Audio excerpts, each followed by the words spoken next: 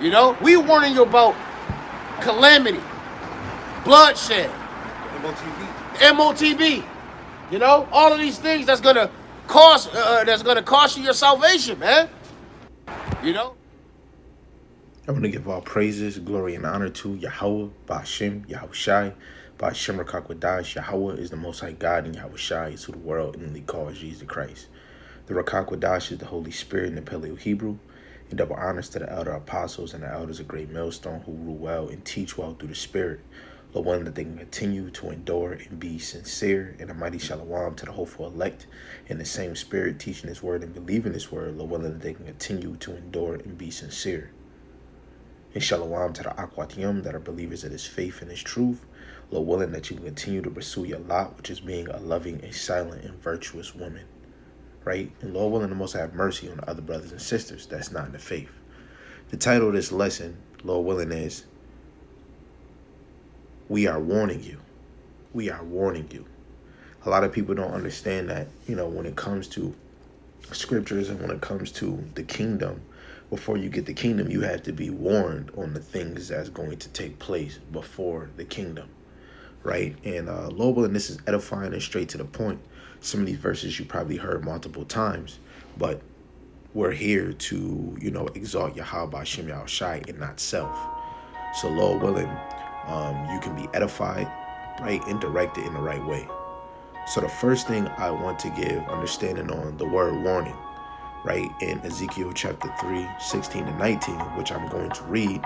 Warning means to admonish, warn, teach, shine, send out light, be shining, or to be taught, right? And this is what we're here to do. We're here to warn you. But how do we warn? We warn by teaching, by doing these lessons, right? It's just not, some cases a lesson could be one precept and a brother just expound on it, or it's 5 precepts, or a brother is just doing a lesson on a peripheral of scriptures, right? A whole chapter, right? And we're giving you the understanding, we're shining light on you, right? That's what a teacher does. But when it comes to prophecies or things that's going to come, things that are going to happen, we must warn you, right? And if you are wicked and moving in an unrighteous fashion, we have to warn you to prepare yourself for the judgment on what you're going to receive. And usually when anyone is hearing the word, right, through righteousness, right, through the power of Yahweh Ba'ashem Yahushai, you're going to draw to change your ways and your perspective so that you can please Yahweh Ba'ashem Yahushai, because it's really the Lord that really changed you. And you have to have a converted heart, which is the Lord. Romans chapter 12, verse 2, we have to change the way that we think from this world. And it's really, we have to allow the Lord to change our thinking. So I'm going to just hop right into it. The first precept I'm going to go to is Ezekiel, the 3rd chapter. And I'm going to read verse 16 to 19. So this is Ezekiel. This is Ezekiel chapter 3, verse 16 to 19, and this is what it reads. And it came to pass at the end of 7 days that the word of the Lord Yahweh came unto me, saying, Son of man, I have made thee a watchman unto the house of Israel. Therefore hear the word at my mouth, and give them warning for me, right? And this is what we're here for, to give warning on behalf of Yahweh Ba'ashem Yahushai, right? The Lord is raising up the prophets just like He did in old time. He's doing the same thing He did before in this time because the children of Israel is on the earth. It's the only reason why the apostles, right, the prophets, the evangelists, the teachers, the bishops are bringing out this word. Verse 18, and when I say unto the wicked, thou shalt surely die, and thou givest him not warning, nor speakest to warn the wicked from his wicked way to save his life, the same wicked man shall die in his iniquity, but his blood will I require at thy hand. If I don't, if he don't, if that brother, if the elder apostles, any man that's in the same song or coming in this thing are not warning the people, the Lord is going to require your blood at the end. Your family is going to hear the word off of your actions. Why are you not at this holiday? Why are you not at this event? And the Spirit might compel you to say something. Or if they're on your social media where you share, they might see that you're teaching. They might glimpse through it. Nobody can make excuses why they never heard this word, but you have to make sure your call and election is sure that you're doing what the Lord called you to do. Warn the people. We are here to warn. We're not here to be superstars. We're not here to be popular, which a lot of us, even myself, was drawn to want to be popular. Popularity, everybody know you. But in this truth, it's going to come to some people are not going to want to hear you. People are going to despise you. People are going to mock you, right? And eventually it's going to grow so strong that you're going to be hated on this side, right? Because all these things is coming to pass. But we have to continue to teach this word so that the ones that are the elect are going to hear this. Everybody's not going to hear it. Verse 19, it says, "Yet if thou warn the wicked, and he turn not from his wicked way, nor turn from his wickedness, nor from his wicked way, he shall die in his iniquity, but thou hast delivered thy soul." Right? Because now the blood is off your hands because you warned the wicked. The wicked is more wicked that's not following the Lord than it is the ones that's trying. Like, because you got some that's not following the Lord, but eventually they will at that point in time. You know, it's more unrighteous teachers and leaders, and there's more unrighteous followers of this world because they're consumed and they don't give a damn about Yahweh Shem Yahushua. Right? So now we're going to go to verse 20 to 27. Ezekiel chapter 3, verse 20 to 27, it reads, "Again, when a righteous man doeth turn from his righteousness and committeth iniquity, and I lay a stumbling block before him, he shall die, because thou hast not given him warning. He shall die in his sin, and his righteousness which he hath done shall not be remembered, but his blood will I require at thy hand." Always remember, brothers, warn the people. Sisters, if you got children, you're not around single sisters, right? Warn them children. Warn them children. Point them in the direction of a teacher that you can be watching so that them kids can get fed. You have to know that the devil on the left-hand side is working more efficiently because he has a script just like you have a script. He has a purpose just like you have a purpose. But we supposed to fulfill our purpose serving Yahweh Shem Yahushua because the truth is going to bear away the victory. Verse 21, "Nevertheless, if thou warn the righteous man that the righteous sin not, and he doeth not sin, he shall surely live, because he is warned. Also thou hast delivered thy soul." Right? And the only ones that's going to take heed to this is the elect. Right? Verse 22, "And the hand of the Lord Yahweh was there upon me, and he said unto me, Arise, go forth unto the plain, and I will there talk with thee. Then I arose and went forth into the plain, and behold, the glory of the Lord Yahweh stood there, as the glory which I saw by the river of Chabar, and I fell on my face. Then the Spirit entered into me, and set me upon my feet, and spake with me, and said unto me, Go, shut thyself within thy house. But thou, O son of man, behold, they shall put bands upon thee, and shall bid thee with them, and thou shalt not go out among them.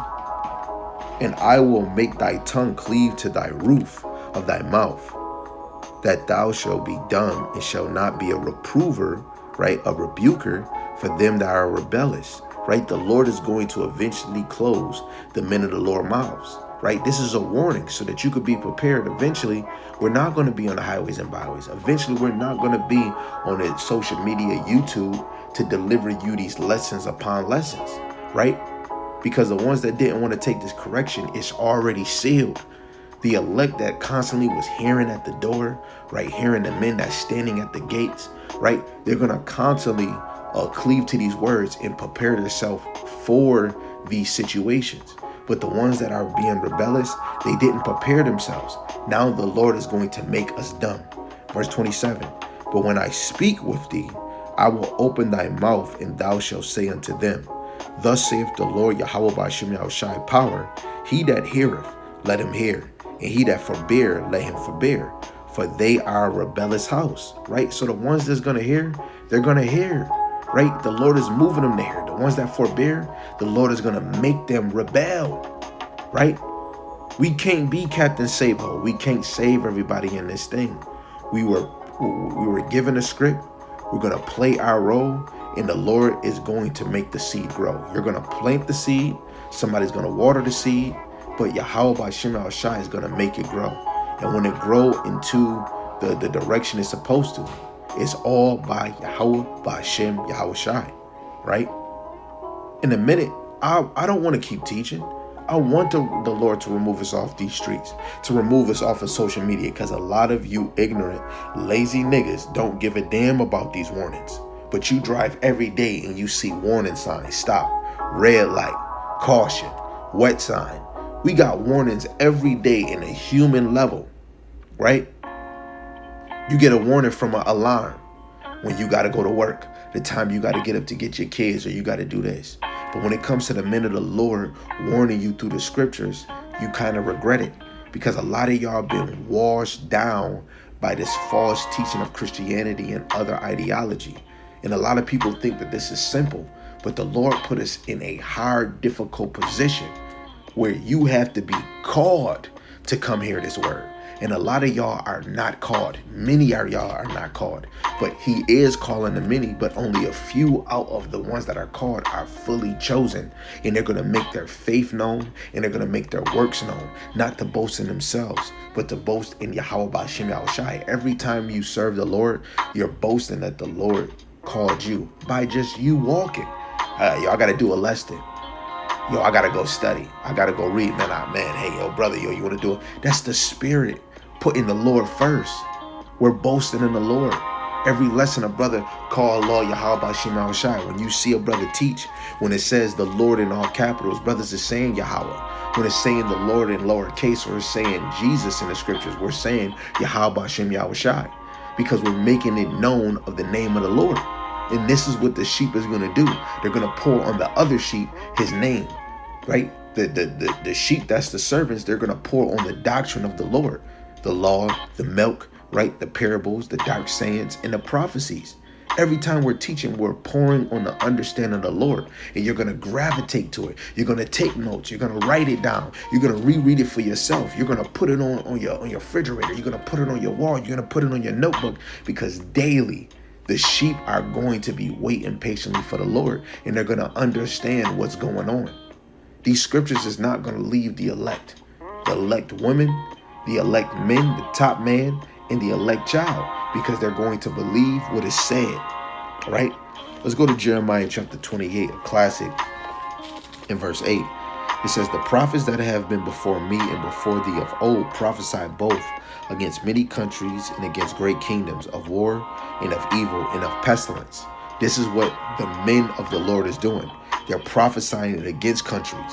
They're prophesying against great kingdoms, and of war and of evil and of pestilence, right? The biggest pestilence is those missiles coming, right? Radiation, right? Brothers is speaking about 5G towers. Brothers is speaking about the fluoride water. Brothers is speaking about the vacuum that's shooting your arm.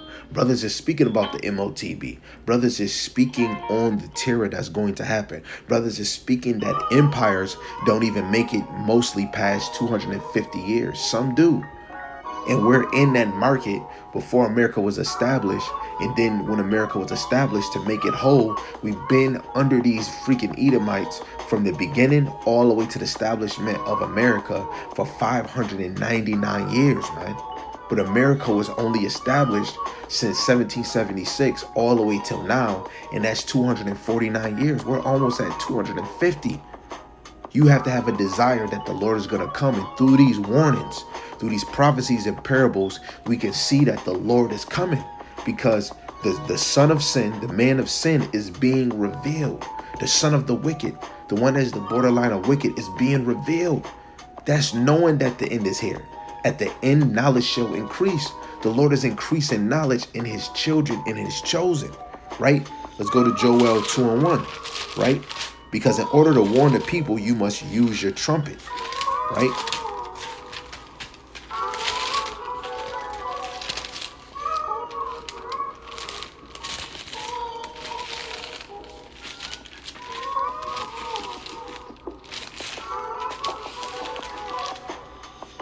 So when we go to Joel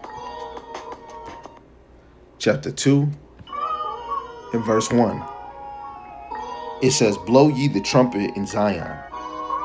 Zion is a people before a place, and sound an alarm in my holy mountain. Let all the inhabitants of the land tremble, for the day of the Lord Yahweh cometh, for it is nigh at hand. Back then we would blow the trumpet just like in the time of Joshua when they walked around Jericho for 7 times, and they was blowing the trumpet and not doing anything, and then the Lord broke down the walls the last day, right? Our trumpet is our voice, right? We're supposed to cry aloud and spare not. First, crying aloud to the children of Israel, crying aloud against countries, crying aloud against war, crying aloud against kingdoms, crying aloud against pestilence, right? Crying aloud against the devil or the prince in high places, right? Let's go to Isaiah 58 and 1, the classic of classics, the starter kit. Psalms 58. I said 83. Isaiah chapter 58, verse 1. Cry aloud and spare not. Lift up thy voice like a trumpet, and show my people their transgression, and the house of Jacob their sins. Right? And we're blowing the trumpet for the children of Israel, which is our voice. Right? We're supposed to be teaching the Lord's people. Right? What is that? 2nd Ezra chapter 1, verse 5. Going into the same thing. Right? 2nd Ezra chapter 1, verse 5. Go thy way and show my people their sinful deeds. How are we going to show them their ways? By going in the banner, going into the word, because it's a sign of your past, your present, and your future, right? And their children, their wickedness, which they have done against me, and that they may tell their children's children, right? We're in a time where some of us we're the children of our mothers and fathers. Our mothers and fathers might not be in this truth, but we come in this thing. Some of us got children, and we're especially me as a man, I'm teaching, and as other men, you're teaching children and children. Even starting with the elder apostles through the Spirit is a father. They're fathers through the Spirit. Paul was a spiritual father to Mark and to other people. He was a spiritual father in this faith. So you got to look, for me, maybe it might be different for you, but for me, the elder apostles through the Spirit is my spiritual fathers, man. And the Lord put them in this ministry before me, right? It's in the gospel where we're in other men's labors. And that was the prophecy even from way back then, to humble every last one of us, because there's no need for no man to think that he can come up with a new doctrine or a woman, because this was already paved out. And it's going to be the Lord sitting the Rakak Wadash in the name of Yahushai to give you the understanding of all things. If the Lord don't give you that Rakak Wadash, you're not going to understand what's going on in these scriptures. The Rakak Wadash is a moving motion that's going to have you move to study. It just don't just pop on your lap. You have to show growth each and every day. You have to make change each and every day, because the flesh is always at a battle. So we have to blow the trumpet, which is our voice. When the Lord told Peter in St. John 21, verse 15 to 17, feed my sheep, feed my flock, how is he going to feed them? You just think with a fork, a spork, or a spoon? No, he's going to feed them with the wisdom, knowledge, and understanding. Let's get a side precept. St. John, the 7th chapter.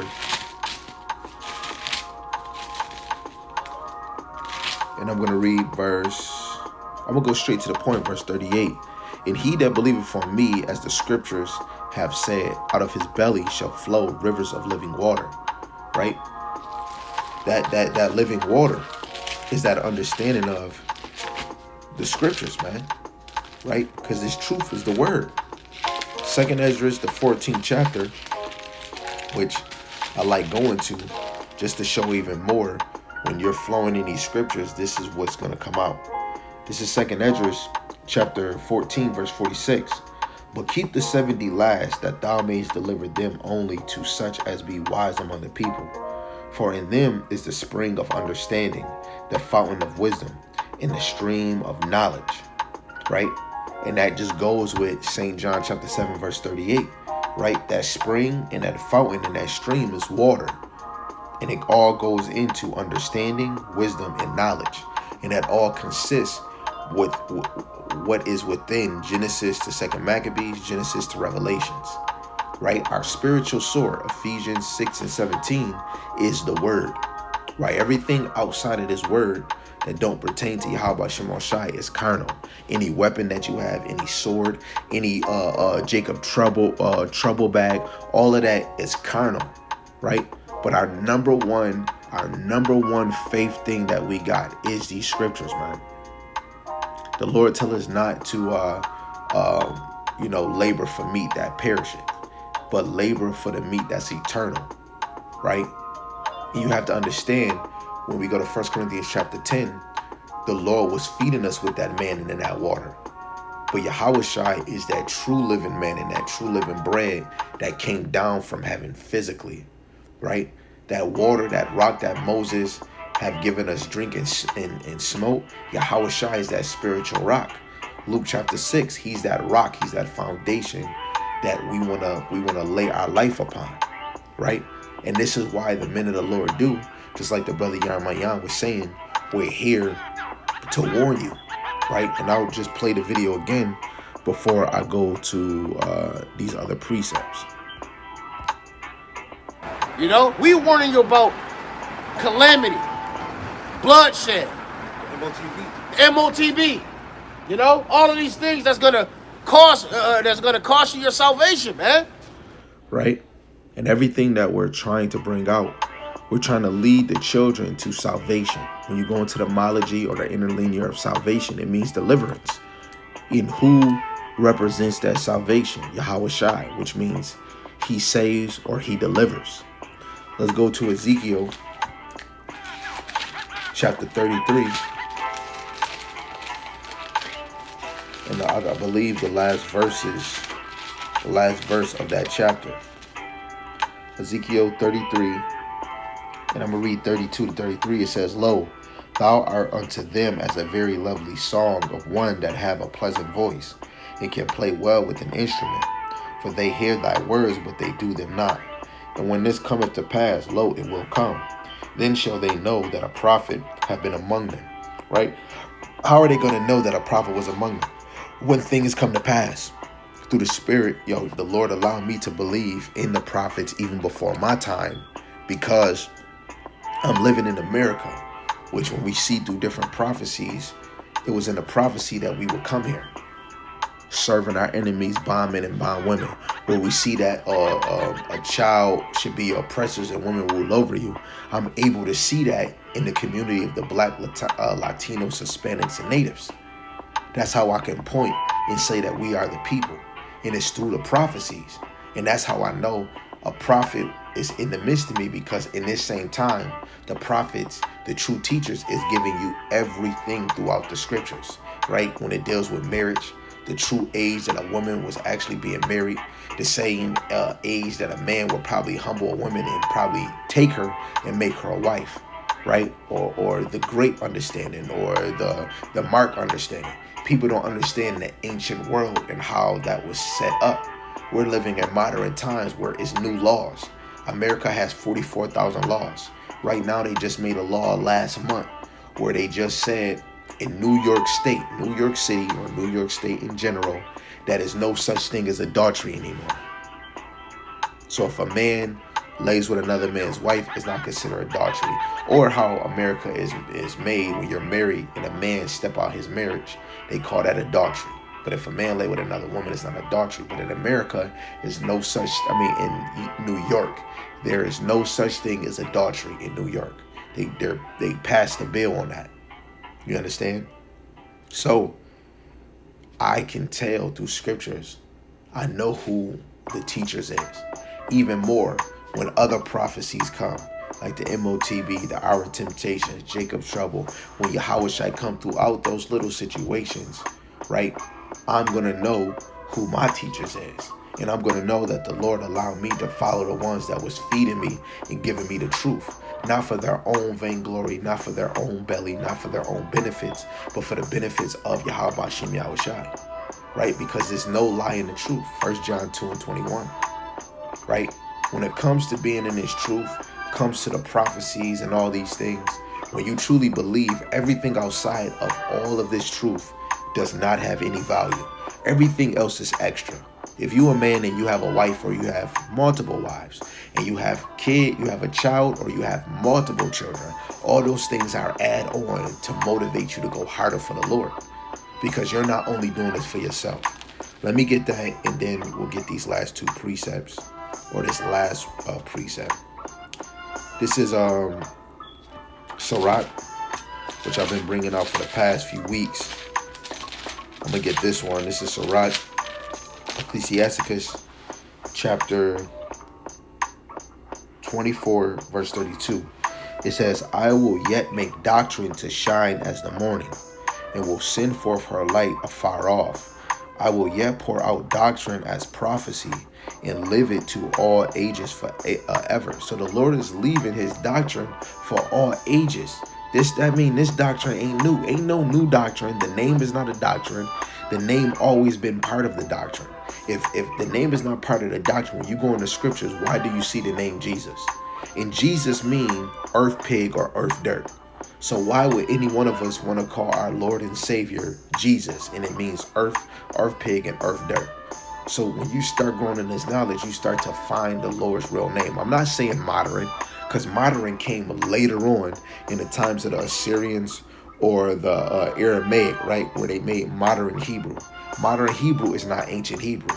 Modern is going to give you Yeshua or Yahuwah, however they say it.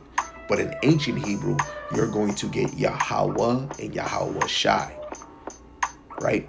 So at the end of the day, we have to believe in the ancient people, who is your forefathers and mothers and sisters, not the modern side, not something that came time later on. Something that came way after ancient is not greater than ancient. And I'm not saying, the heathens had the first God in the whole earth. They had a God in the earth. We had a God that created all things out and inside the earth. A big difference. They're believing in false gods and false deities. We had a God that was for only his people. Those are two different gods. Those are three different gods. Those are four different gods, because our God is real and their God is made up, that they made in this world, right? By faith we believe. But verse 33 is the point. 34 is the point. Sirach chapter 24, verse 34. Behold, that I have not labored for myself only, but for them that seek wisdom. Right? And through the Spirit, why do you think the men are drawn to do video after video, lesson after lesson, camp after camp? Because it's a spirit of fire within you to go feed the sheep. And I could be talking about everybody else I'm watching, even myself. Where is this coming from? Where before I wasn't doing this? Is because the Lord have programmed your spirit to do these things. When you don't do it, you feel a little weird. You feel like you slacking or something. Right? You feel like you might slide back in the world, but the more you hold on and you do a lesson, you study, you're reading, you're praying, you're talking about the Lord as much as you can. You keeping your mind not attached to the things that you have or the things of this world. What is doing that? That is all Yahweh Shem Yahushai, because man's going of the Lord. Proverbs 16:9. A man heart deviseth his ways, but the Lord direct his steps. When you're doing things of the Spirit, that's all the Lord directing your steps. When you do things of the flesh, that's you moving carnally. We got to always make it make sense, because the spirit world is the true natural realm, because that's where you were made first, right? In this realm, what we see in the flesh, this was a place of judgment. So it's not more important, it's not better than the things that we don't see, right? Because we was made to have the same abundance or glory as Yahushua, because everything he did is for us to get, right? Let me get another one that just lined up with that verse that we just read.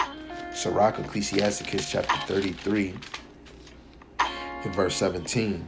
It says, consider that I labor not for myself only, but for all them that seek learning, right? And it's men and women that seeking, that want to learn, right? That want to grow in their faith. Hey, what is the Lord going to do when he do come back? It's men and women that want to know these things. Even children want to know.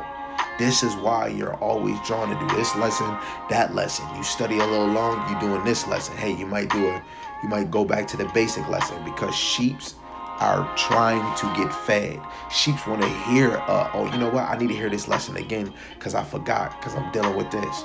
Why do you think you do the lessons that you do? It's not you. The Lord is making it happen. As an example, I did a lesson yesterday and I tried to upload it, but it kept not uploading. My phone was acting weird, turned off, and I've been always having those problems. And then I figure out maybe my delivery, maybe how I just did it, I just had it in my mind, let me just do a lesson to do a lesson. But every time you do a lesson, you're doing it for the ones that's seeking wisdom or the ones that want to learn.